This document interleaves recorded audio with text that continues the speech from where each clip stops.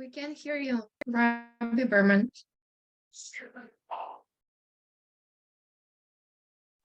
Rabbi,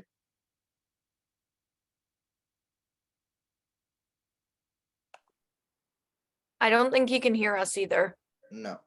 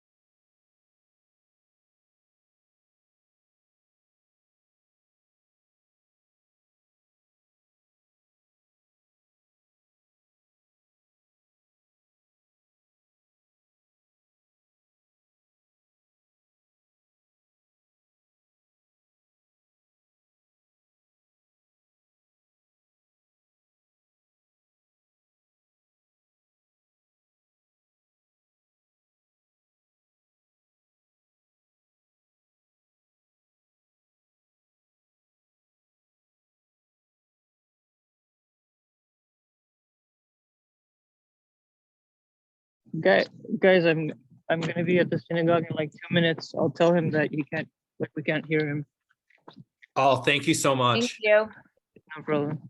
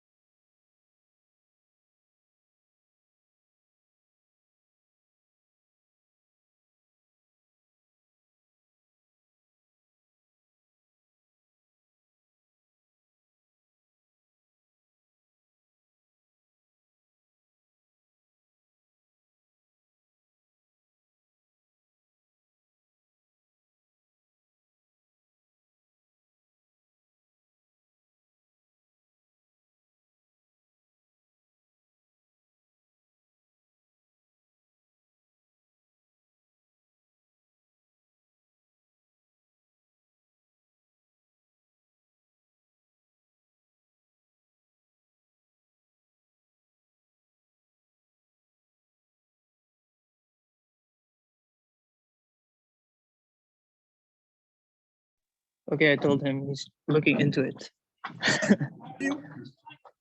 Oh, there it is. Sorry, guys. I just found out. I was expecting to see Tommy online here, and he walks in the door and tells me he couldn't hear me, and so he had to come tonight in order to hear me. I apologize. Sorry. Okay, everything okay? Yeah, it's working now. That my picture goes all haywire. Yes. All right. What? Probably have to uninstall and reinstall the software. You mean the Zoom? Yeah. Could be. I have to try that at home. Like I said, on my mainframe, I call it my mainframe. My home computer had the same problem the other day. Okay. So we remember the word mitzvah, because that we had that in our reading last week, the Hebrew. It has that phenomenon that the letter vav is pronounced when it's mitzvot. It's also pronounced, even if there's only one vav there. Okay? Mitzvah, and the plural of mitzvah is mitzvot. Traditionally, it's written to say mem tzadi vav tav. In modern Israeli spelling, they will often add an extra vav in there to tell you it's mitzvot. But you have to learn mitzvot this way because that's how it's almost always been written. Maybe in another 100 years outside of the biblical literature, it will be spelled that way. Who knows? Okay. All right. So we're up to page 38. Yep. We had there's some review things there that I said we were skipping over. The writing of the word. Okay. Now we're given the letter tet, page 38. The letter tet is always a T sound. Unlike the tav that has two different forms for it, with and without a dot, and originally had two different sounds to it. The letter tet is always going to be the T sound. And when we talk about Yom Tov, a holiday, literally a good day, the word tov, which means good, begins with the letter tet. Okay? So it's always a T sound, everybody. So let's begin there on line number 1. Okay, we have ta, te, ti, to, Line 2, to, te, tai, mita, tur, ched. Line 3, ta'am, tahar, tabur, tabach, tamei, taraf. Line number 4, beterem, teiruf, tiltul, litaltel, litalfein. Anybody have any idea what litalfein means? To call, make a telephone call. So what's a telephone in Hebrew? Telephone, yeah. Very original, ancient Hebrew word, telephone.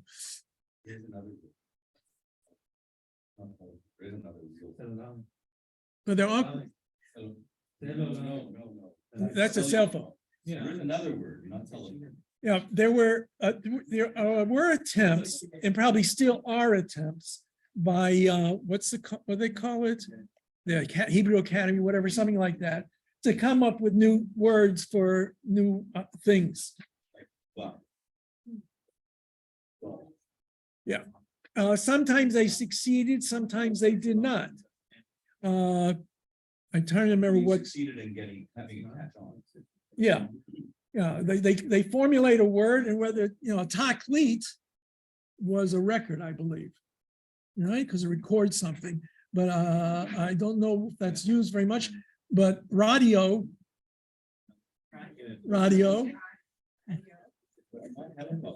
not, no. What is it? Maso. All right, matos is a plane. Yeah, there are different words. Some words come in, and then you will hear lots of English words get thrown in. I remember there was a fellow in my congregation many years ago who back before this, the Yom Kippur War, he was an Oleg, moved to Israel for a while, and he was in a tank.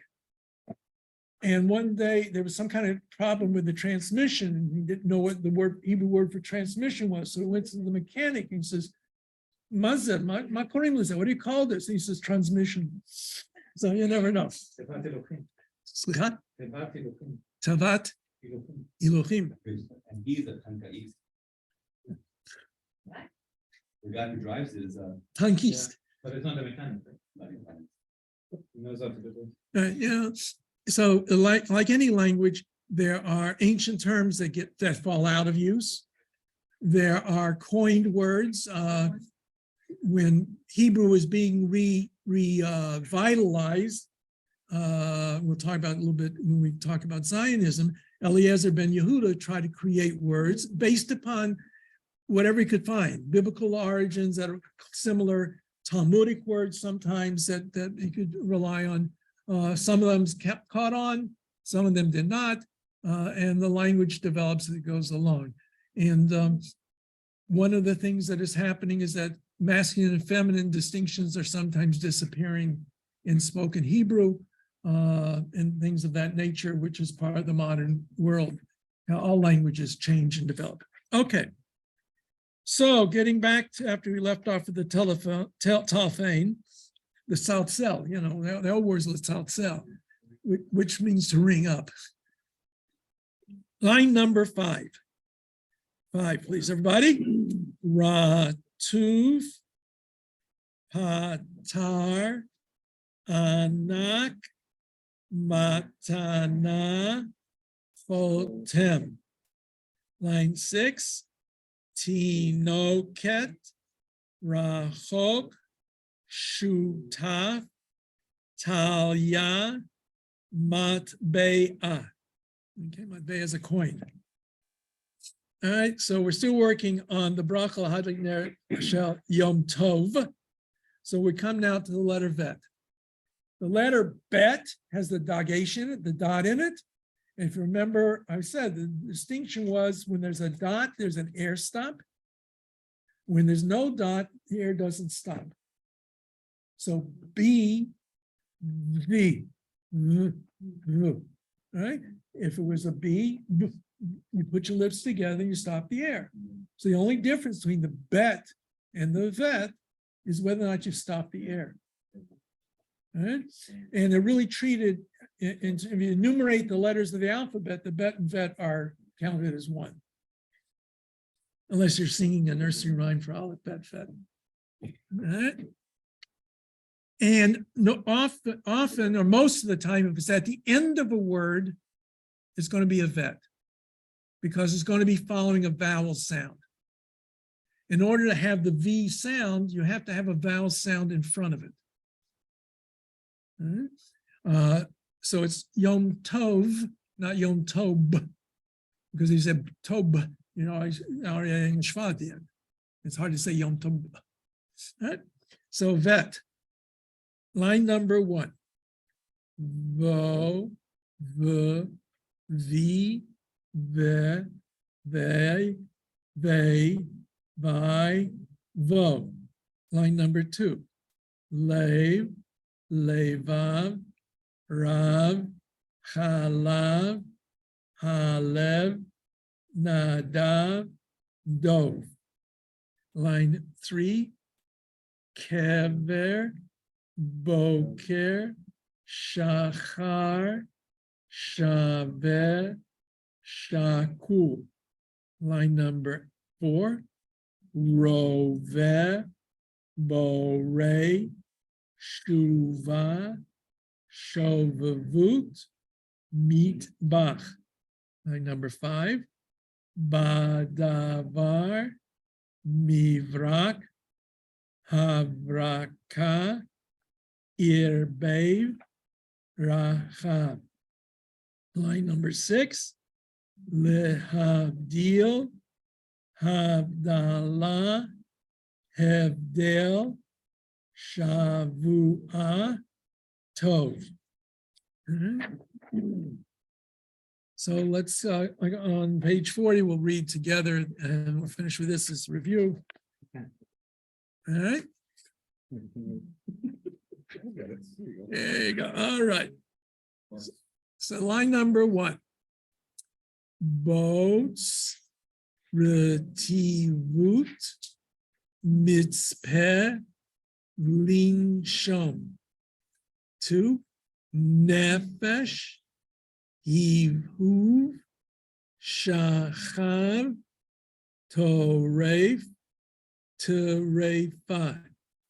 3.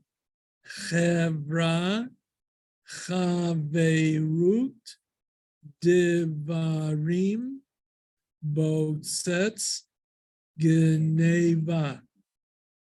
Line 4. Tuf Tachana Tiyul Tiach Tif. Line 5. Chativa Lehayim Chait Chatoteret. 6. Hechelit Keshet Chalutza Hechalutz Chiluf. 7. Elohei Abraham Yitzchak Yaakov Velohei. 8. V'ahavta levavcha nafshecha me'odecha anochi. Line 9. Mitzavcha v'shivtecha uvlechtecha uvshochvecha. 10. Uvkumecha l'totafot Elohechem emet. Starting with line 7 to a certain extent, especially line 8. All the words there come from the Shema. Yahavta et Adonai Elohecha b'chol levavecha b'chol nafshecha b'chol me'odecha. Yes. Isn't there have to have a separate prayer but connected to Shema? No. Or is it called Shema also? Shema, when we say Shema, we mean the 3 paragraphs. Okay? In the Torah, Shema Yisrael Hashem Elokeinu Hashem Echad is followed immediately by the Ahavta et Hashem Elokecha. There's no gap between the 2. Baruch Shem Kavod Malchuto Le'olam Va'ed, which is what we say in the synagogue today, derives from a practice in the ancient temple. Instead of saying Amen, they said those words. All right? But when we talk, and we're going to talk about the Shema tonight as we talk about Jewish law, that whole thing, so if you're saying it by yourself, you don't say Baruch Shem Kavod, and you have to say all 3 paragraphs of the Shema. Okay. All righty. Last week we started talking about what I call rabbinic literature. We had talked about the oral Torah versus the written Torah. We talked about the Mishnah and then the Talmud or Gemara. The Talmud is really, there are 2 Talmuds. Normally, most of the time when somebody is referring to the Talmud, they're talking about the Babylonian Talmud. If it's no other reference point, it's usually the Babylonian Talmud. The other Talmud is called, in Hebrew Talmud, Yerushalmi, the Jerusalem Talmud. In English is also referred to the Palestinian Talmud. The word Palestinian has nothing to do with the Arab population of that part of the world.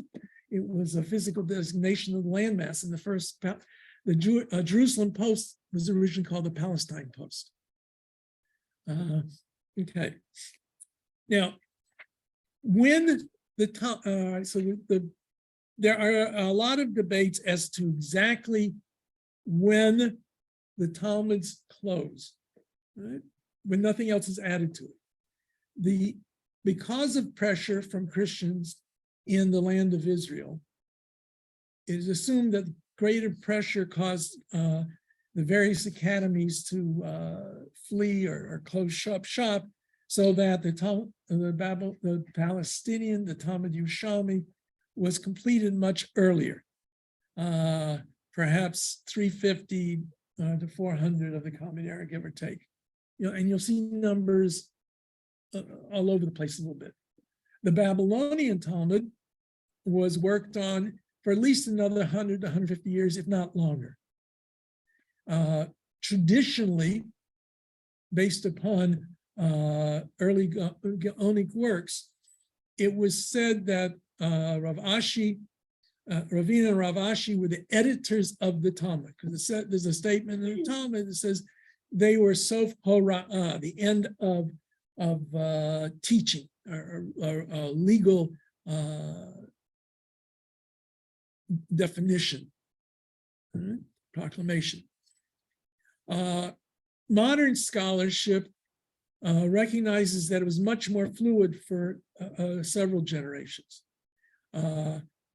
We know that at least one or two of the Gaonim, and the Gaonic period traditionally is said to begin around 650, give or take a little bit. A couple of them had their names pop up in the Talmud. All likelihood, the Talmud remained oral. And as an oral tradition, it was easier for things to slip in and out. The earliest written sources that we have for the Talmud are much later. We don't know for sure when it became the normative practice to write down the Talmud. Fascinating work that came out a couple of years ago, talking about the movement from orality to written text, and how that came about, which is above and beyond what's written now. Okay? But if it's kept oral, that allows for changes to slip in and out. A written text, although mistakes come in and people do things to it. For example, we know there are a couple places in the Talmud where a commentary, maybe Rashi in some cases, said the meaning of this word is X or whatever. Or somebody wrote something on the margin of the page, and that got put into the text. The next guy who's copying it said, oh, you wanted that word in there. And so he did it. We know that Rashi and the Tosafot, we talked about him a little bit later, so I'll come back to him, will say, this is how it's worded.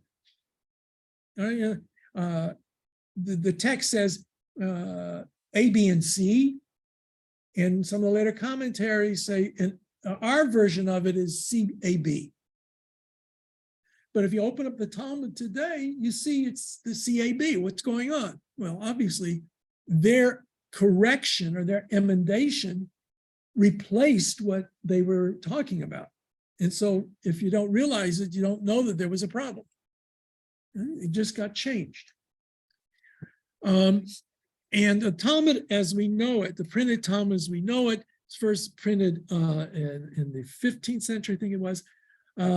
Eventually, we have what's called the Vilna Shas.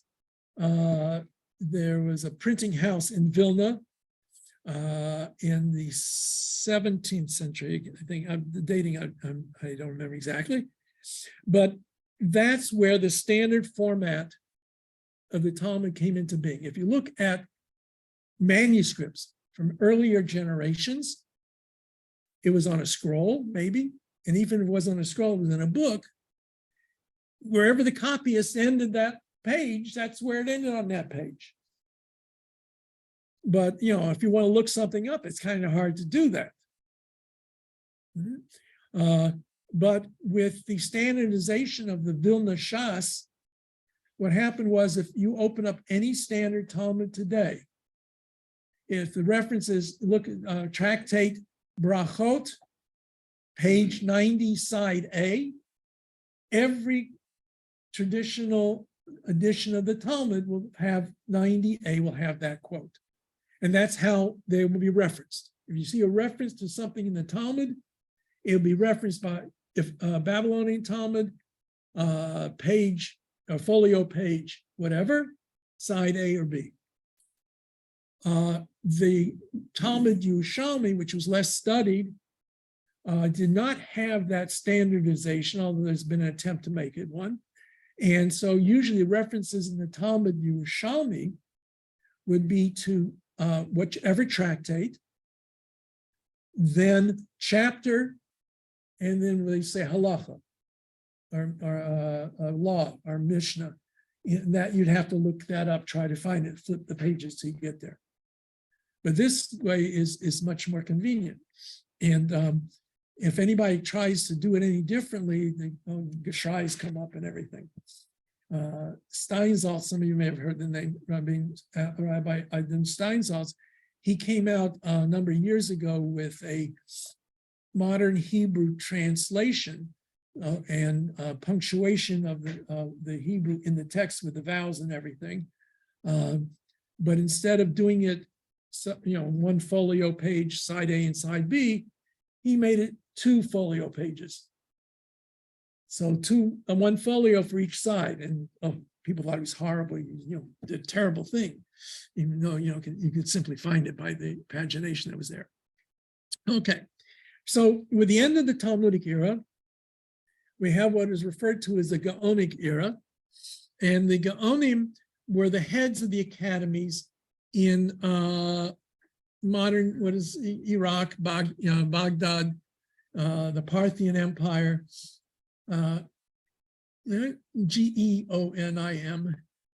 All right. It also, you sometimes see Gaon. Gaon is just an honorific, like the Vilna Gaon. That means excellency. And they served as the central authority to a large extent for the good part, for the Jewish world in general.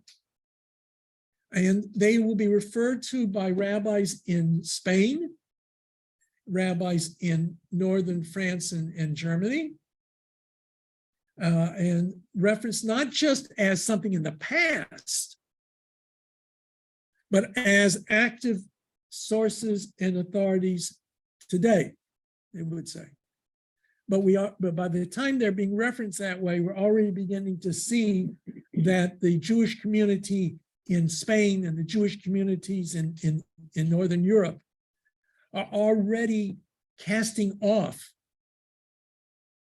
the authority of the Gaonim and going their own way, and coming up with their own interpretations and traditions of legal and deciding.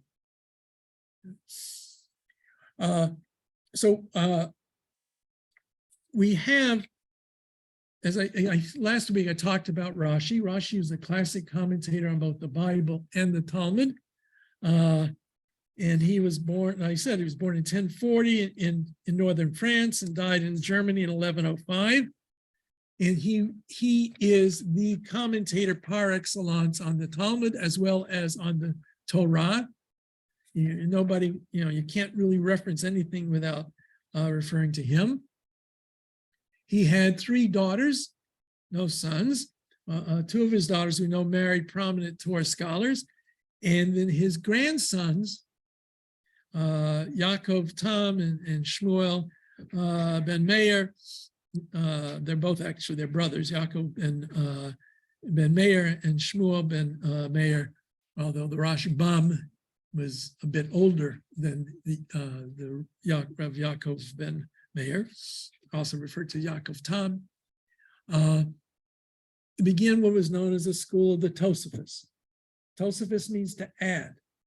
And since Rashi had basically, if you've gone word by word almost, explaining the Talmud, if there's anything that needs a basic explanation on the page, that's what Rashi's commentary did. Explain words, and as I said last week, he sometimes translates the words into the common vernacular, which is Old French, medieval French. And you will some editions of the Talmud will have in the back Rashi's translation from the Aramaic to the French with a Yiddish translation of the French word into Yiddish. So if you know Yiddish, then maybe you can figure it out. But So what language would they have all spoken? French, Rashi and well, they spoke French and German, whatever was the Yiddish hadn't really. Yiddish doesn't come into existence until the 13th, 14th, 15th century. And Yiddish basically is medieval German, is a German dialect written with Hebrew letters, with Hebrew thrown in and other languages thrown in as well. Sometimes you can see it's clearly a Hebrew word, even when it gets corrupted. You'll get a patch in your tuchas. I've heard. Patch and tuchas, Yeah. right? Tuchas, your bottom, comes from the Hebrew tachas. Well, but they would have pronounced it tachas, right? The top on the end with an S sound to it. Like when I hear Yiddish, I mean, my parents obviously spoke Yiddish. I was spoke their first languages, but when you listen to Yiddish, you can hear a little bit of German, a little bit of Polish, a little bit of Russian, like a little bit. It's of more German everything. than the major element is the German. Right. The major element is the German. But it's just like there is what is called today yeshivish. You ever heard the term yeshivish? Not yeshiva, yeshivish.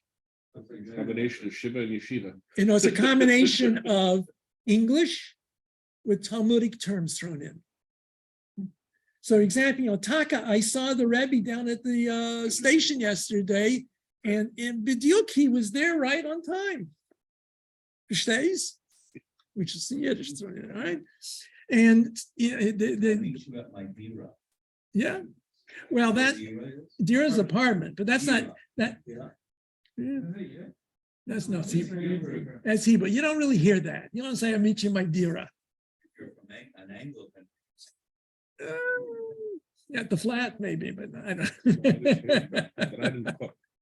Yeah. Or Kop is German. Yeah. So but Yiddish is a much later formulation. The most important languages for rabbinic literature were Hebrew and Aramaic. In the Middle Ages, you begin to have some French and German that were the local languages they're translating into. You have the creation, what is called Ladino. Ladino was Castilian Spanish, I believe. Again, written with Hebrew letters. Castilian. I think I know, like, it's like when a person is not so nice. Bueno mazel. Bueno mazel. What does bueno mazel mean?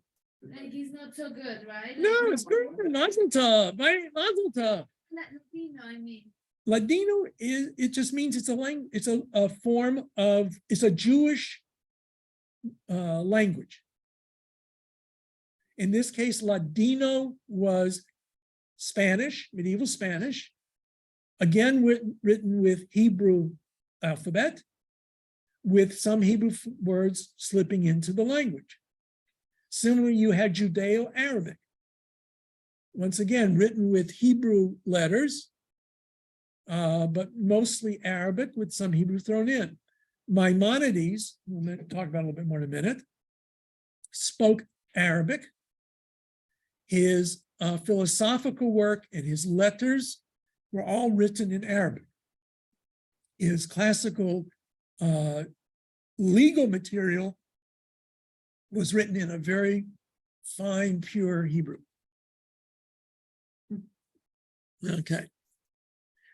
Here I have it is. The commentary of Rashi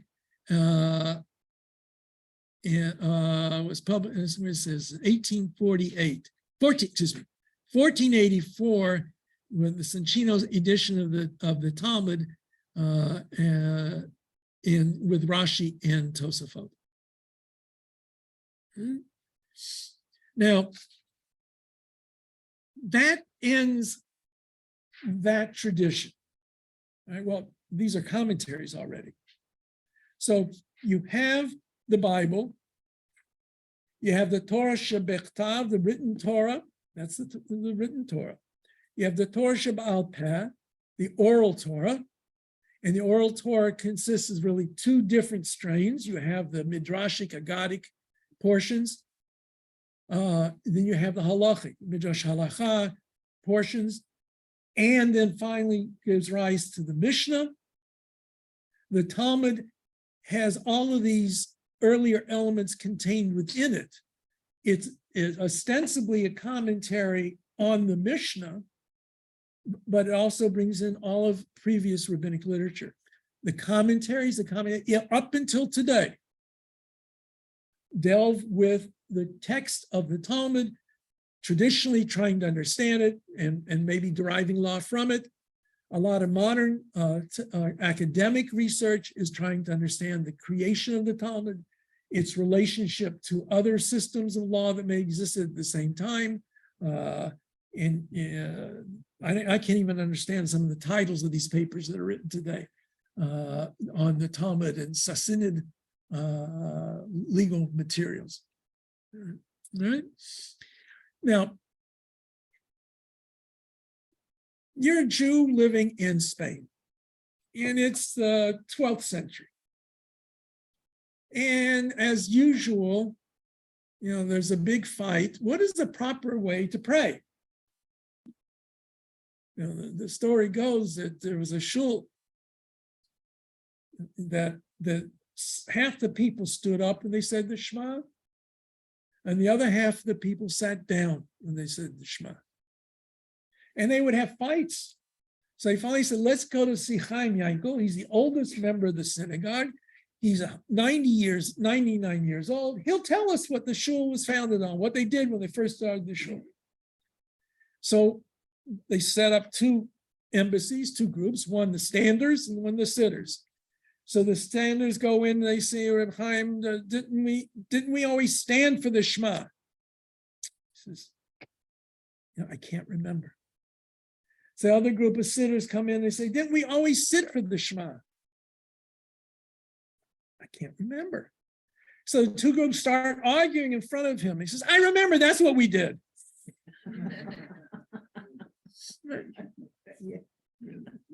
But so a letter was written sort of Amram Gaon in the Gaonic period, asking him what is the proper order of the service, because there were no written prayer books. And he wrote back was called Seder Amram, which became the first prayer book and the basis of all prayer books since then. Not that they all agree on how the prayers are supposed to be, but that was the origins of it. This is in Hebrew, this is called She'ela U'Tshuva, or Teshuva literature, to give an English Hebrew version, or responsa literature. A question is asked, and the questioned one responds. So we have actually, because of the Cairo Geniza, something was, if the name of God is written on a paper, we're not supposed to throw it out. So in Cairo, in the old city of Cairo, Fustat, the synagogue there, anything that had Hebrew on it, especially if nobody couldn't read it or what have you, instead of throwing it out, it got placed into this big closet or something like that. And over the course of time, it got filled up with papers, and then it got sealed. So at the end of the 19th century, stuff started coming out, and without going into all the details, a lot of this material was recovered. Solomon Schechter was one of the important individuals and brought a lot of it to Cambridge in England. And it's known as the Cairo Geniza. Some things in it were just junk. Some things in it were responsive, written by such luminaries as Maimonides. We have handwritten works from the Rambam. All right, with him signing them. And there was a fascinating series of lectures I went to about how Maimonides created his literature, and showing how you can see from some of these rewrites that he had that we found change some of the things. All right. So responsa begin at the Gaonic era, And they continue until today. I can guarantee that somebody is somewhere in the world writing a response to some question. Now, there are responsa that are sent to rabbis of great renown. In this case, it was Rav Shir Gaon, Amnon Gaon, excuse me. And Amnon Gaon responded. It's all the way from Spain to Baghdad. Okay? And usually some money was sent along as a donation to the yeshiva so that he would send a response. And if Rabbi Martin J. Berman writes a response to a letter or a question somebody gives me, they might hold on to it. Nobody else is going to care. All right? I'm nobody. Rev Moshe Feinstein of blessed memory, an important figure in the Orthodox world in the 20th century. Very modest man, but somebody who is prepared to answer questions, has volumes of questions of all kinds asked throughout the world to him. Every Jewish group, to some extent, has questions that are asked. Now, the Rabbinical Assembly, which is the conservative rabbis, have what is called a law committee. And the law committee deals with questions that come up, and they deal with them as a committee. We're going to look at one of the responses later tonight. But I just went quickly online one day, and this just are some of the responsa that have been written by questions mostly asked by rabbis. Well, dealing with marriage, choosing our children's genes, the use of pre-implantation genetic diagnosis, surrogate motherhood, in vitro fertilization, on the use of birth surrogates, mitzvah children, accepting Egyptian Karaites into our community, status of transsexuals, solemnizing a marriage between a Kohen and a convert,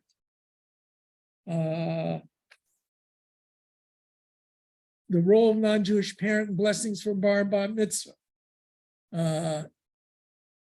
non-Jews opening the ark, concurring opinion to non-Jews opening the ark, dissenting opinion to non-Jews opening the ark. The way the law committee operates, it's gone over different changes, different ways, and I can't guarantee you that I know the exact rules and regulations today. But the idea originally was not to say you had one final verdict that came from the law committee. If the law committee, basically unanimously approved a responsum, then that became binding, at least in theory, on the members of the Rabbinical Assembly. But you could have, as long as you had this different voices, you might have 6 rabbis on the committee saying X, another 6 saying Y. Right? So we're going to, I'll review it a little bit later on, but this is done in 2012. It says this responsum was approved by the Community on Jewish Laws and Standards on October 24th, 2012, by a vote of 8 in favor, 9 opposed, and 3 abstentions. Okay. Now, as far as I know, there was no teshuva responsum written as a response to this. But you will have it. And so the idea is that when one has a question of Jewish law, one has a question of Jewish law, one is supposed to approach a authority that you feel is worth, that you abide by. And so you can, if a simple question, you ask your local rabbi. I often will tell you here, on questions of practice, speak to your rabbi. I'm not answering for you. Right? I'm not your rabbi. In the different movements obviously are going to have very different approaches to many of these things. The reform movement has had responsum written, excuse me. Responsum is technically the singular, response is the plural, nice Latin word. They've had some collected, and it's Rabbi Solomon Freehoff, professor, is a very good place to start with. You got a question and he deals with it, he can give you the sources. I rarely would accept his opinion, but I certainly respect his beginning of looking at the sources. In the Orthodox world, they will never turn to somebody who's not of the Orthodox extraction. And generally speaking, the more right-wing they are, the smaller the pool of people they would consult with looking at. Right? It's easy for somebody who is more liberal to accept the ruling of somebody who's more stringent.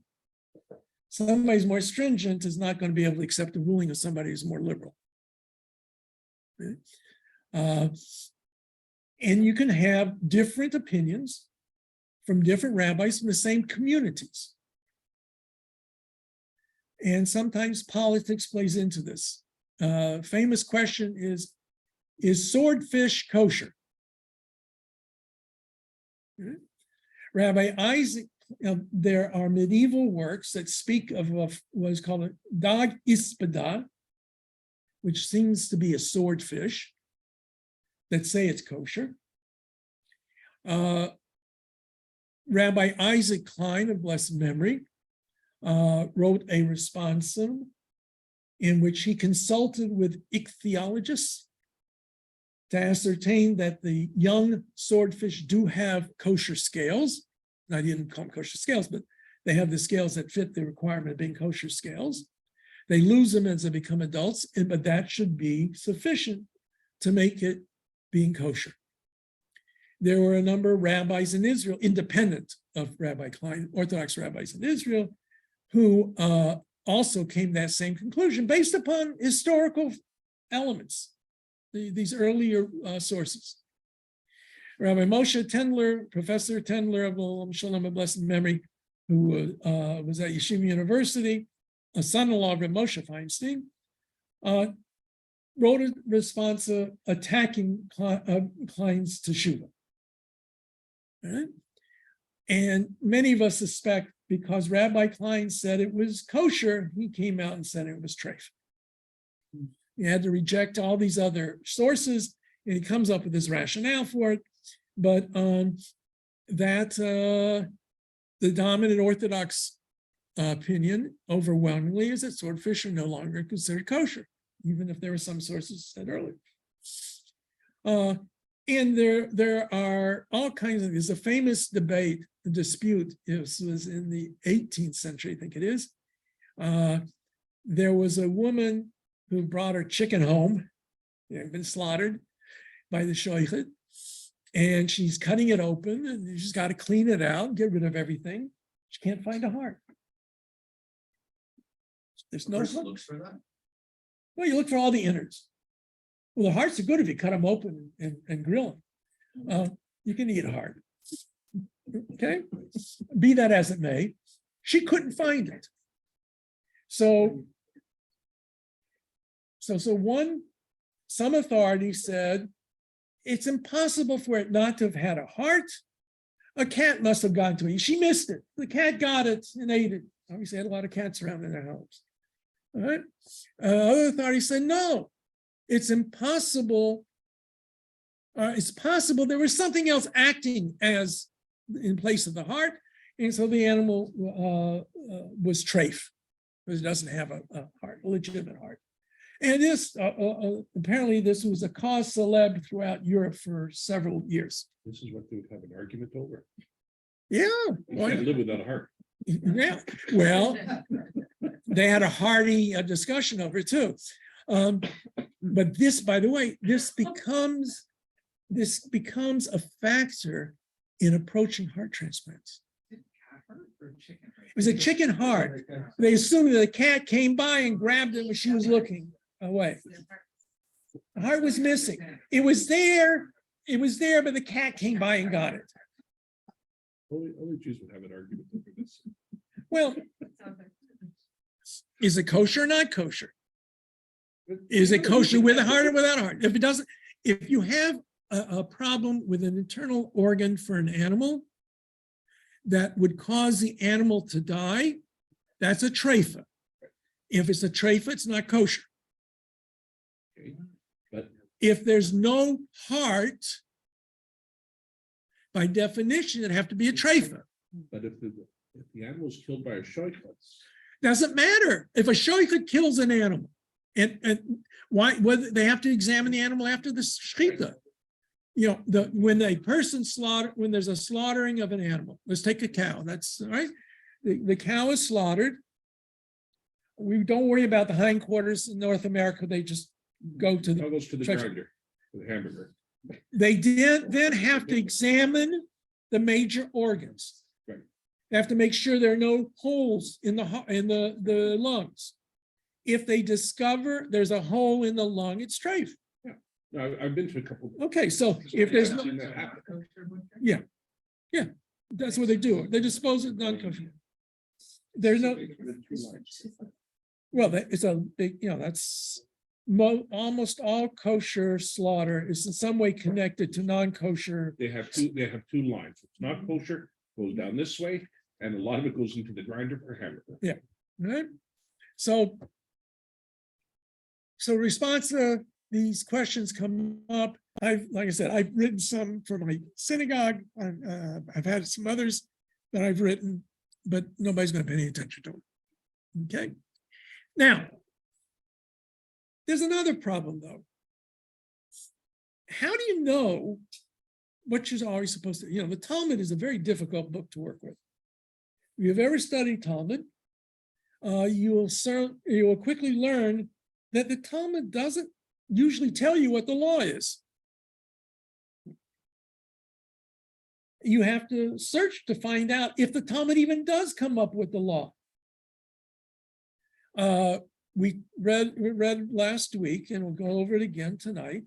When you say Shema at nighttime, from the time the priests enter their truma to the end of the first watch, the words of Rabbi Eliezer, the sages say until midnight, Rabbi Gamliel says until the break of dawn. While they discuss their opinions, nowhere does it say what the law is. It hints that Rabbi Gamliel is the law, but that doesn't have to be. And anytime you go through a page of Gemara, Talmud, you'll see that the discussions back and forth are not really concerned with deriving the final law, what we call psak halach. They're interested in all kinds of things, but not necessarily telling you what the law is. So that's, there are some great rabbis who have all this at their command, at their fingertips, but most people don't. And not everybody has quick access. Not everybody knows if a chicken without a heart is kosher or not. So what do you do? So there was an effort to begin what is basically codes. The earliest kind of code was written by the name of, you don't need to remember him, Rabbi Yitzhak Alfasi, called the Rif. And he lives in North Africa. That's not the sword, where is it? All right. He dies around the year 1088. Okay, so it's very early on. What he does is he takes and more or less creates a Reader's Digest of the Talmud. He eliminates the most of the give and take, leaving in only those legal aspects of it. Now, that doesn't really necessarily answer the question. Sometimes the way he writes it does, sometimes it doesn't. But it's still, at least it gets rid of some of the most interesting parts of the Talmud, but it makes it a little easier to try and track down the law. But you still need to know, for example, the laws of Hanukkah are found in the middle of the laws of Shabbat, in the tractate of Shabbat. So Maimonides, Moshe ben Maimon,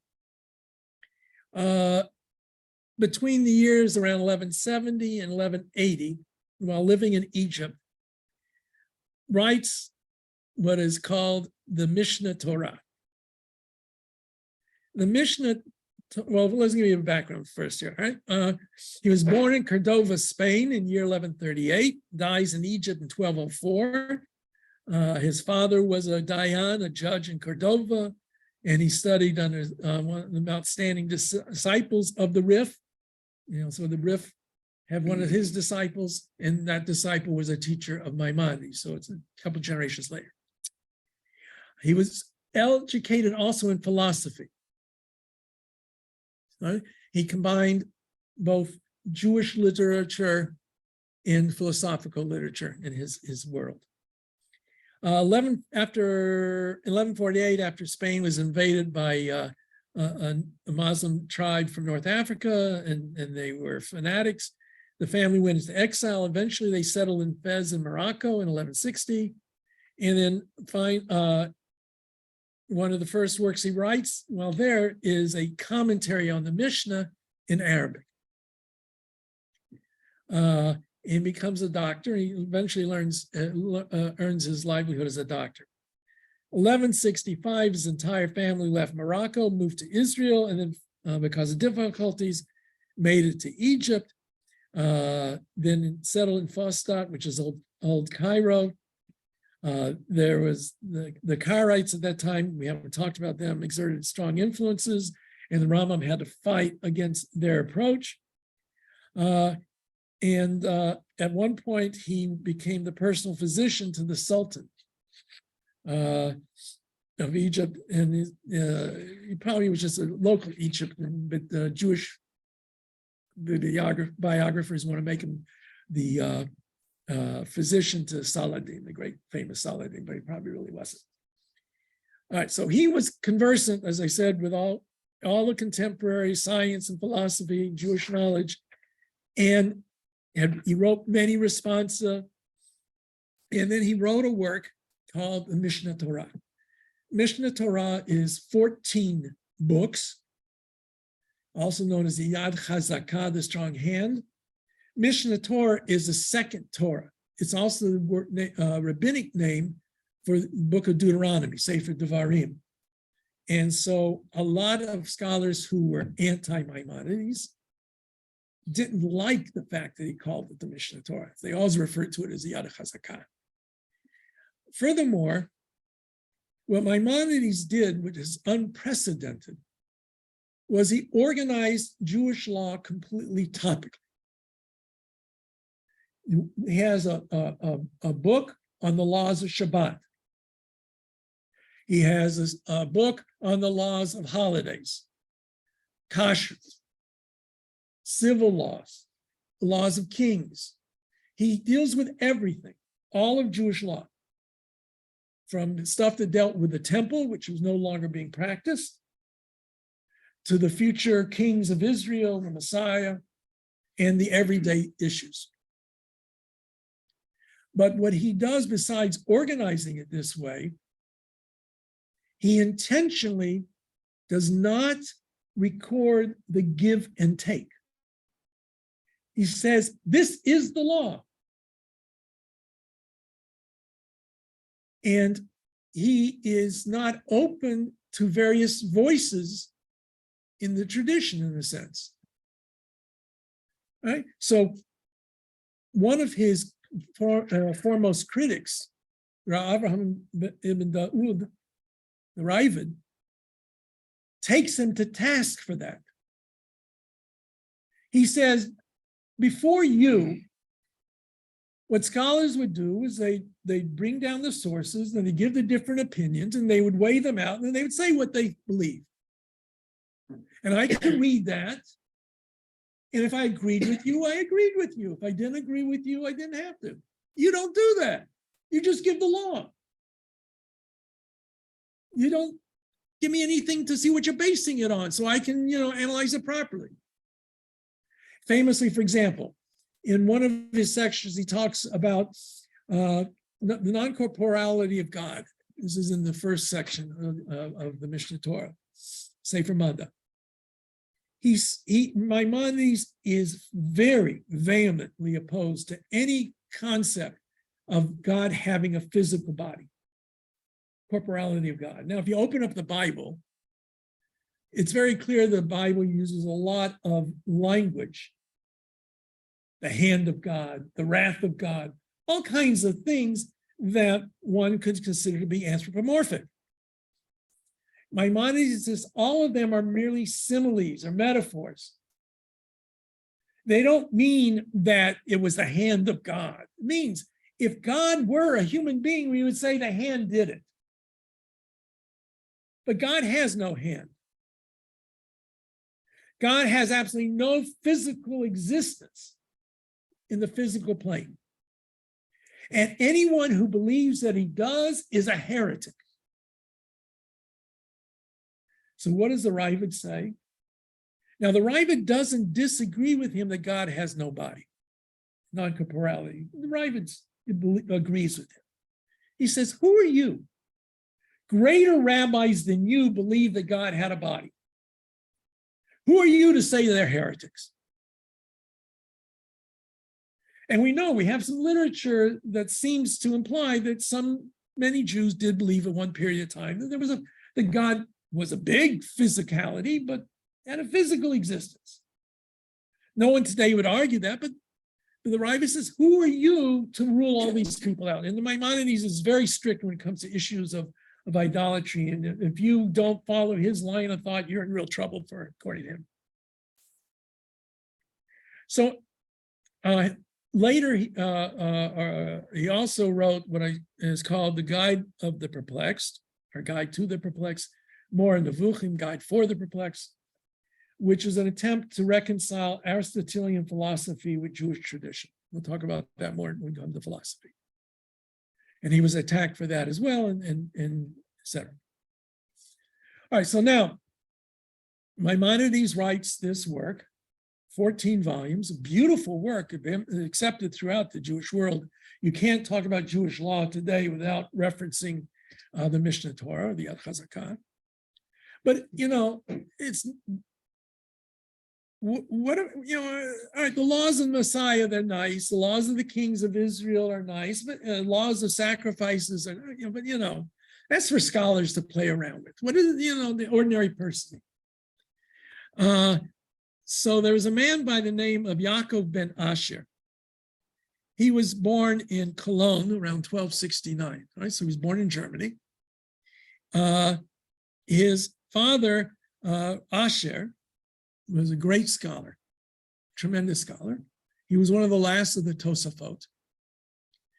Because of problems, they relocate to Spain around 1269.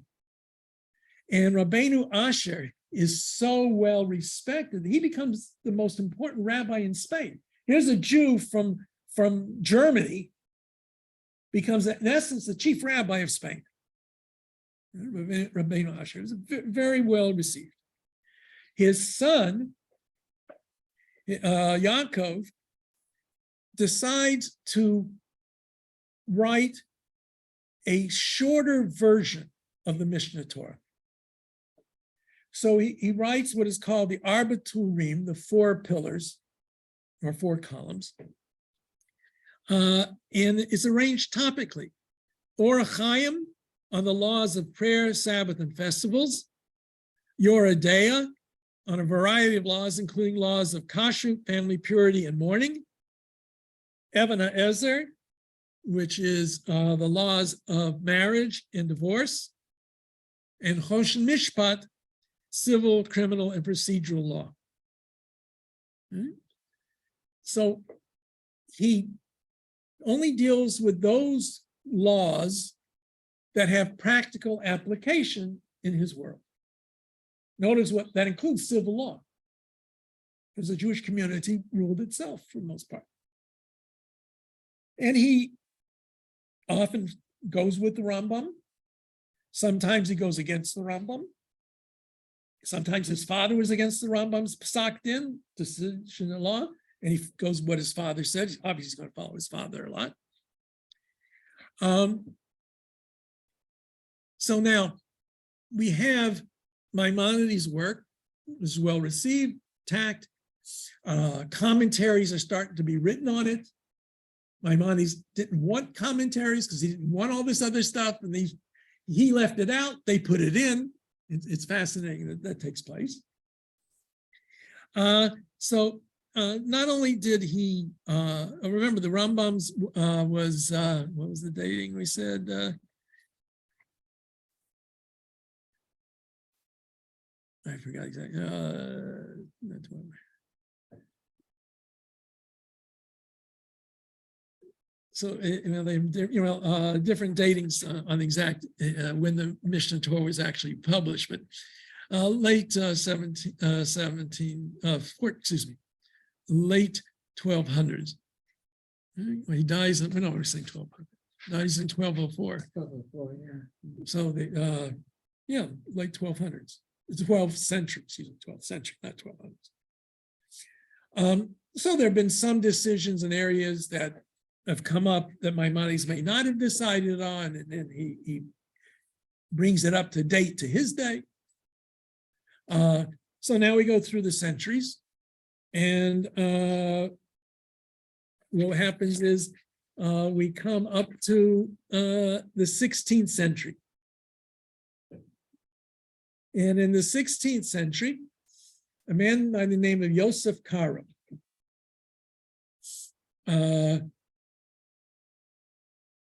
writes a commentary on the Torah. Okay, this was that law code. He writes a massive commentary, erudite, bringing all kinds of Talmudic information on the background of the law, sometimes agreeing with the author of the Torah, sometimes disagreeing. And he says when he wants to decide Jewish law, he doesn't always follow this, but he claims he has three authorities that he consults. The Rif, that first Reader's Digest of the Talmud, the Rambam's Mishnah Torah, and the Torah. If it's 2-to-1, he goes with the 2, unless he happens to like the one better. But he claims that's what he's doing. Now, this is a massive, wonderful work, but it's very deep and scholarly. So he writes more for the, quote, layperson, read ordinary rabbi, an abbreviated form of that, and he calls it the Shulchan Aruch. He follows the same chapter divisions and everything that the Torah had, but he writes in the law in more of a straightforward way. But Karo is very clearly a Sephardi. And already before then, there already arisen traditions that were Sephardic traditions of Jewish law and Ashkenazi traditions of Jewish law. For example, if a woman is not obligated in a mitzvah, example, shaking the lulav, can she say the blessing? It's not a question, can she shake it or not? Can she say the blessing? The Sephardic authorities in general said no. The Ashkenazic authorities in general said yes. Okay. So Karo would say no. She doesn't say the blessing. She's not commanded, so how can she say it? The Ashkenazics say, Asher Kiddishanu b'mitzvot ahuz Kiddishanu, it's all of Israel. So whether or not women are obligated, they're part of Israel, and if they want to say the bracha, it's not a blessing in vain. Can you eat rice on Pesach?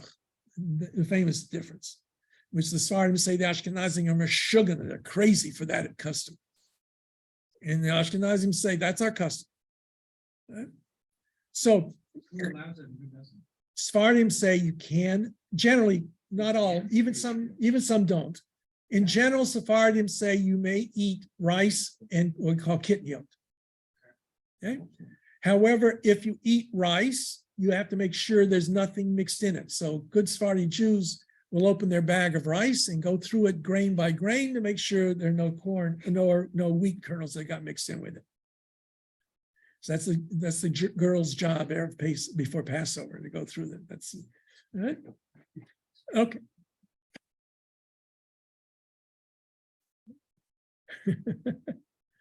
So anyway, talk to your local Sephardi rabbi if that's your minhag. Okay. Anyway, so what Caro does is he brings, Reader Digest his own commentary, calls it the Shulchan Aruch. And Rabbi Moses Easterlis, the Ramah from Krakow in Poland, also writes a commentary on the Torah, not as big, where he differs with Caro sometimes. And he writes a commentary on Caro's Shulchan Aruch, bringing in the Ashkenazic opinion. And later it gets published with them intermixed. So instead of being like a commentary on the side, it is in the flow. You have the words of the Shulchan Aruch, Yosef Caro, and then when he ends with the Ramah wants to add something to it, it'll say Haggah addition, and then gives what the Ramah has to say, Moses Easterlis, which is usually a disagreement. Otherwise, he has no problems with it. Okay? So that it comes into being when the printing press is widely available. The Shulchan Aruch comes into being having both Ashkenazic and Sephardic input. It becomes the most important dominant law code above and beyond Maimonides. Maimonides, in the Yemenite community, Maimonides was the final word. Most of the rest of the Jewish world, it's the Shulchan Aruch. But now, just to show you how, little Jewish humor, I guess it is. The Shulchan Aruch is what Caro called his work. Shulchan Aruch means set table. So Moses Easterlis's commentary additions, disagreements, is called the Mapah, the tablecloth. And other commentaries that come on later on are known as kelim, the utensils. Various utensils on the commentary. And as the ages go by, the years go by, various commentaries are composed. And we find that some felt there was need for a more abbreviated version. And so Rabbi Shlomo Gansfried in Hungary, he was born in 1804 and dies in 1884. He wrote a work which became known as the Kitzur Shulchan Aruch, which is a summary of the most important halachic rulings in the Shulchan Aruch, mostly dealing with the first section, Orach Chaim, which is Shabbos and weekday and all that kind of thing, and some with Yom Tov, and some other issues as well. And also, usually he's very stringent in his interpretation. If you come across somebody who you know is not a scholar, and they say, I read in the Shulchan Aruch, they're usually talking about the Kitzur Shulchan Aruch, because that's been widely available for many years in English. All right?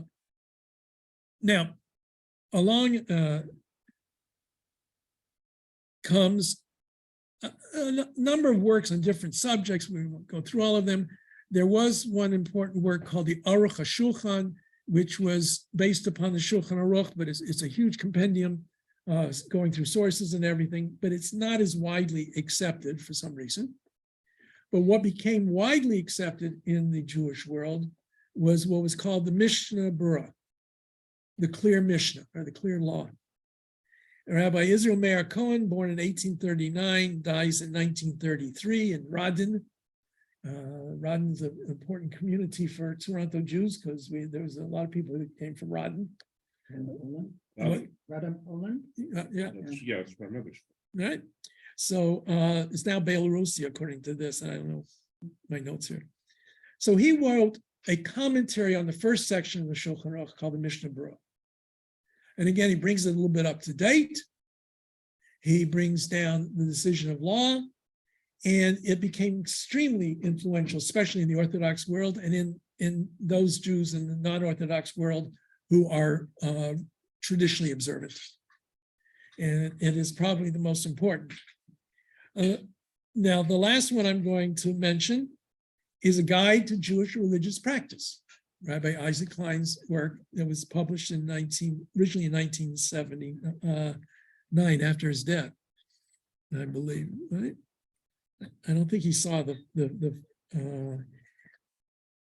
he himself was born in a small village in what was then Hungary, comes to the US in 1921, gets educated at City College in New York, goes to Yeshiva University, and then goes to the Jewish Theological Seminary, where he's ordained in 1934.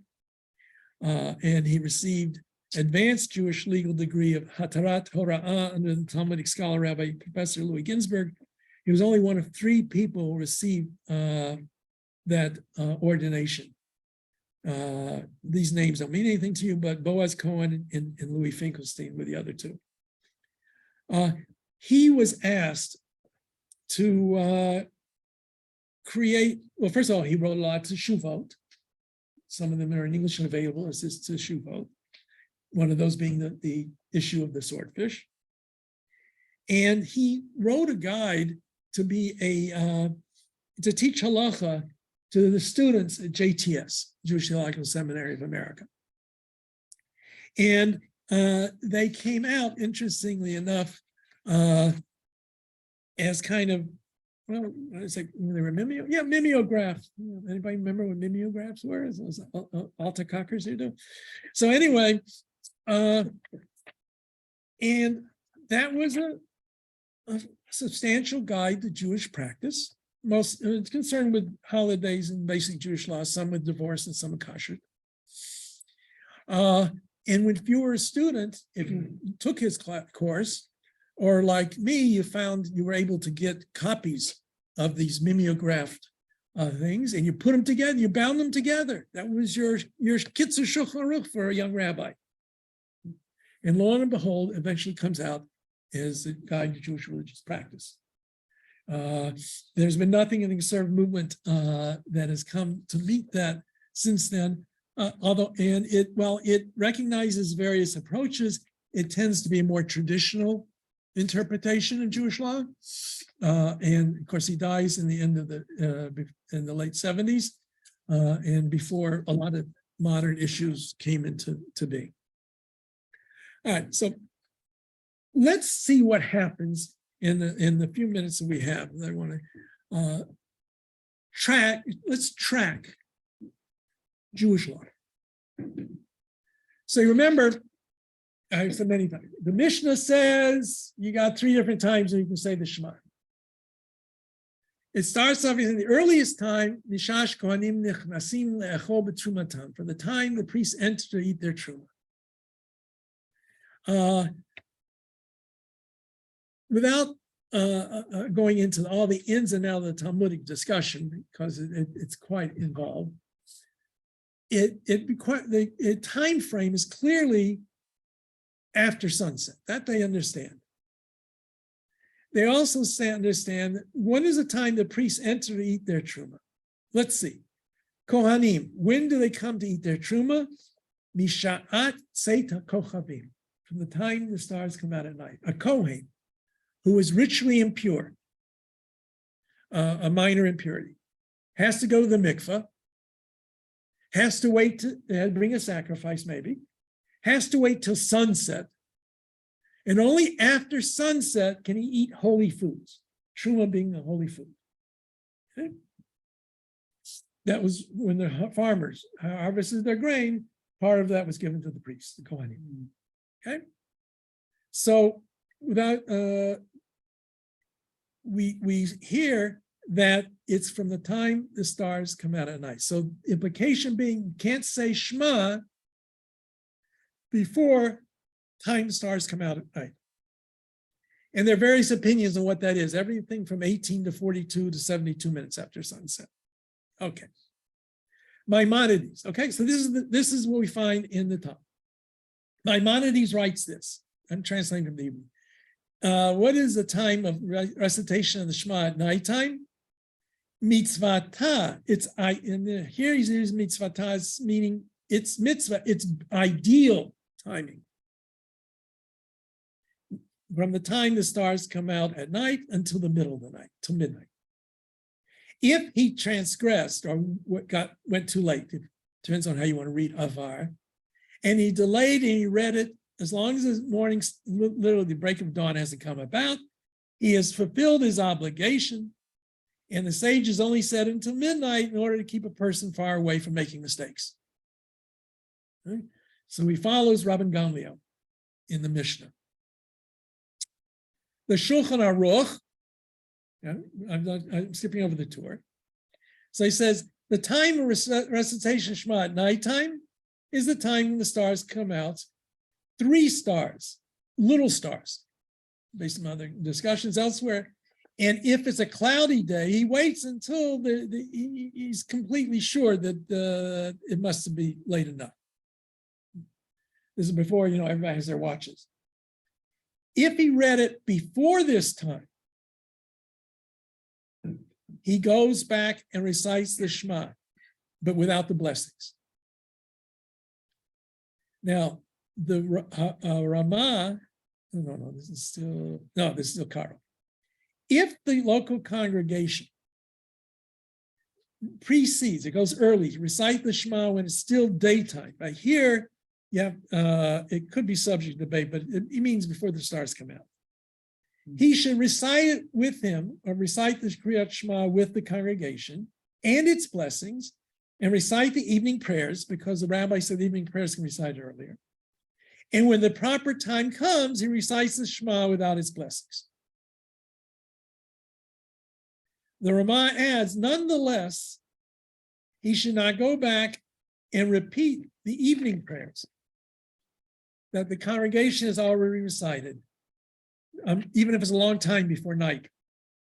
Rather, if he is accustomed, unless he's accustomed like other, he calls them pious ones, then he would do this later. Because otherwise he looks like he's some haughty individual when he goes back and prays again. If you're a real pious individual, everybody knows that you're a real pious person, okay, then you do it. But most of us, we're not that reputation, so don't do it. The Mishnah Brura. Okay, now we're up to the beginning of the 20th century. He starts by saying, Dichtiv, for it is written when you lie down, and before nightfall is not the time of lying down. And based upon the words of the Torah. And Laila is called, once you can see in the sky 3 medium-sized stars, not small ones. He says medium-sized stars. But before this, no one is really expert enough, and they would come to make a mistake thinking those big stars are stars, and we really went over the planets. He doesn't say that. Certainly, those are not signs of nightfall, because many times you can see them even during the day. And one who wants to be really stringent on himself won't read it until he sees the 3 small stars. I'll skip the Kitzur Shulchan Aruch. I added it here. So now,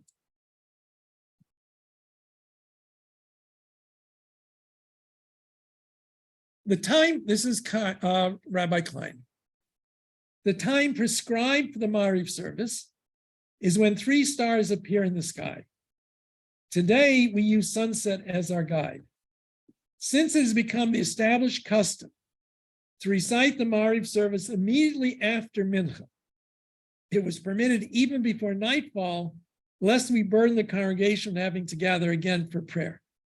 And he quotes, this is a quotation from the Shulchan Aruch, and also the Kitzur Shulchan Aruch says the same thing.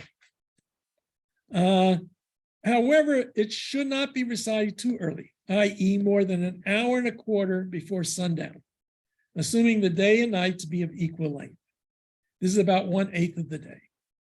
The actual time span should be adjusted proportionally when the days are longer or shorter.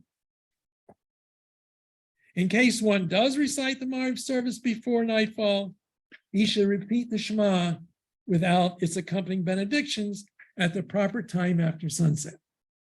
So you will see, or hear and see in many traditional minded shuls, or mostly Orthodox shuls, that if they daven for earlier than when the stars come out, which most Orthodox shuls do, they will tell you should repeat the Shema after X time.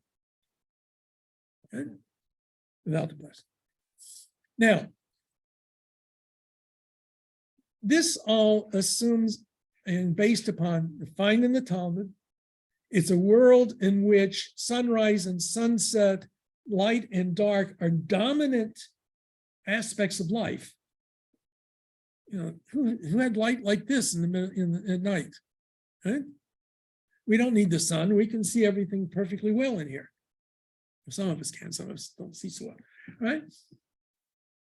Now, a major issue came up in the conservative movement, not only in the conservative movement, but I know this, and I face it myself in some congregations. What do you do in July and August? Now, according to the traditional interpretations, the earliest you can recite the Shema is 1 1/4 daylight hours.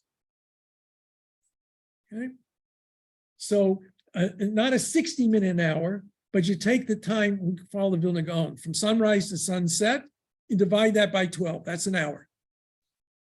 If it's 12 hours, fine.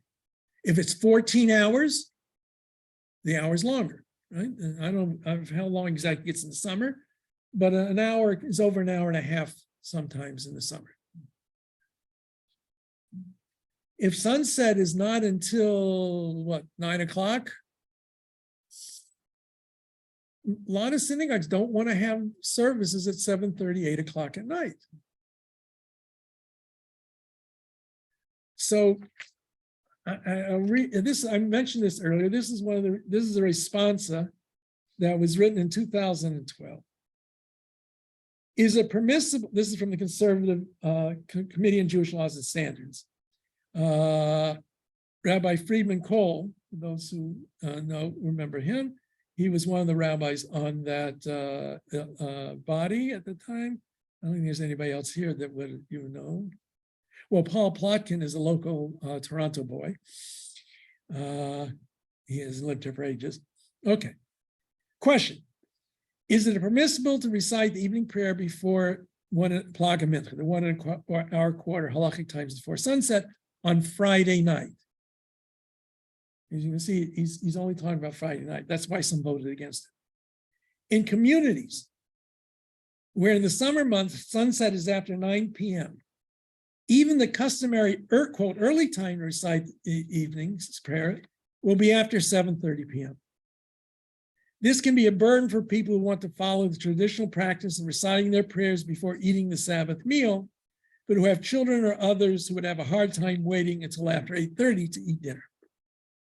On those occasions, is it possible to recite Maariv earlier than Plaga Mincha, an hour and a quarter? Response. Most traditional sources are clear that in general, the earliest time one can recite Maariv is Plaga Mincha, 1 hour and a quarter before. Rabbi Gerald Skolnick gives an excellent summary of the halacha in his teshuvah on the latest times for Mincha, the afternoon prayers, earliest times for Maariv, which was approved by this committee in 1994. There is a leniency in the Skolnick teshuvah in that sources say one should either go with Rabbi Yehud, we'll skip over this.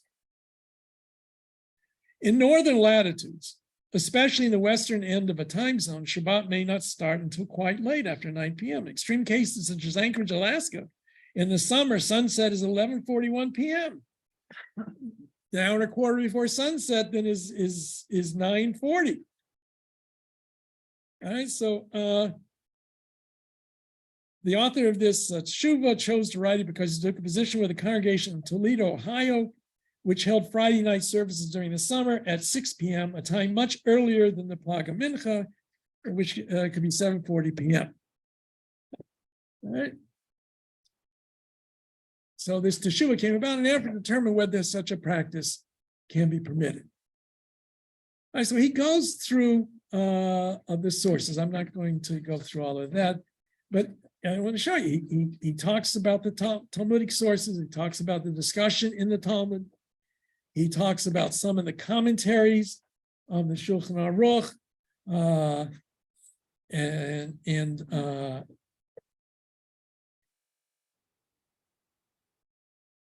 also how the fact that some of the rabbis lived in a place where it was not so late, and therefore they didn't face the same kind of issue.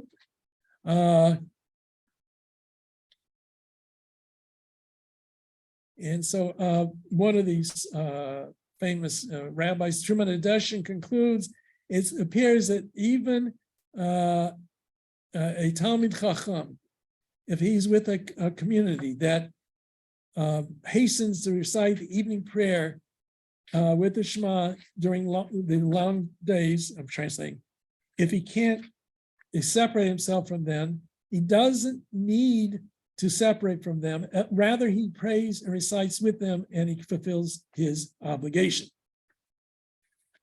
Right? So he says, if you have no choice, all right. But a true Adeshin does not find a basis why it would be permissible to daven so early, other than it being the custom for many generations. The response lies on Minhag and Truman Adeshin as the justification for the ruling. As a support, the following logic could be used. In the Talmud, there's discussion between Rabbi Yehuda and the sages about the proper time to recite Mincha, and so that goes accordingly. And it is generally understood that too early means not before Plag HaMincha, not before that hour and a quarter time. Rather, we're really sorry that we have to go. Okay. See you next week. All right, I'm almost finished. Okay. So finally, after he goes through the various sources and really can't find much of an acceptance, we can apply the logic that by accepting Shabbat early, we are doing it for the sake of honoring Shabbat, adding to the holy from the profane.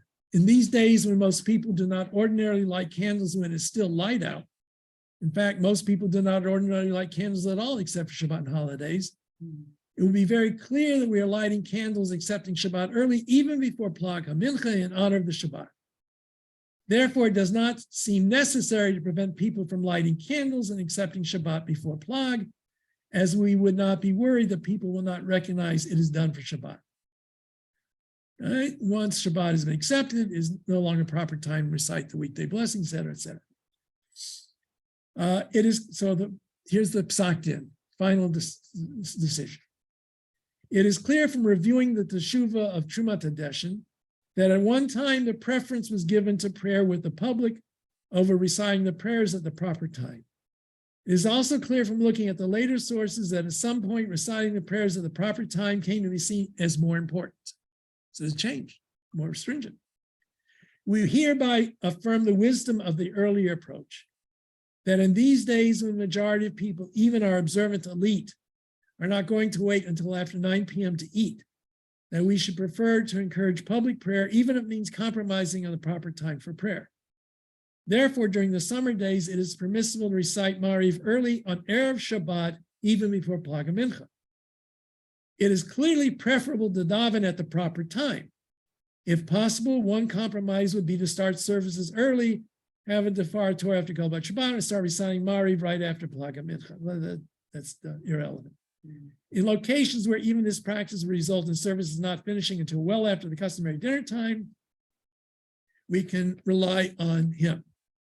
Now, he talks about some other things, and he finally says, this leniency only applies to Erev Shabbat, before the Shabbos evening. It does not apply to holidays, and it does not apply to weekday services. And there are other issues, he says, with them that this paper is not dealing with. Pesach's one of those issues that he should have dealt with, but anyway. So you see here, he clearly says, I'm going to be lenient Friday night, but that leniency I will not extend to any other time. That explains why the traditionalists on the law committee voted with him, and the more liberals on the law committee voted against him. Now, I must say, well, let me put it this way. The traditional members in general, it's really a mixed bag. So look at this over this. But in general, it's sort of like the more traditional, somewhat more traditional, were prepared to accept this. Then those who are opposed include rabbis who clearly didn't like the fact it doesn't include weekday evening service. And then there are a couple in here who probably disagreed with him because they don't think you should do the Friday night service early. So there could be two factors on why they voted against him. All right, so that's how we do things. Now, one of the major differences, and I'll end with this, between the conservative movement and the reform movement is the concept that you have a central authority that you turn to make these kinds of decisions. The reform movement is much more under the ideal that each individual decides for themselves. So that while they may have committees and things that deal with certain issues, they really don't feel that bound to it. I didn't pass around the attendance sheet this week, I forgot. And so that doesn't mean every conservative synagogue always follows what's been handed down by the law committee. Some may be more stringent, some may be more lenient. But in theory, those are supposed to be the parameters that guide the conservative movement. Okay. Anybody have any questions? All righty. See everybody next week. It's only 9:16. We'll have to be on Zoom next week. You'll be on Zoom next week. Okay. All right. Those who have to be Thank you. on Zoom if you can't otherwise. Thank you. All right. Thank you for attending, everybody. Thanks, Rabbi. Thank you. All right. Again, I'm sorry for the beginning. I didn't see the notes. Bye.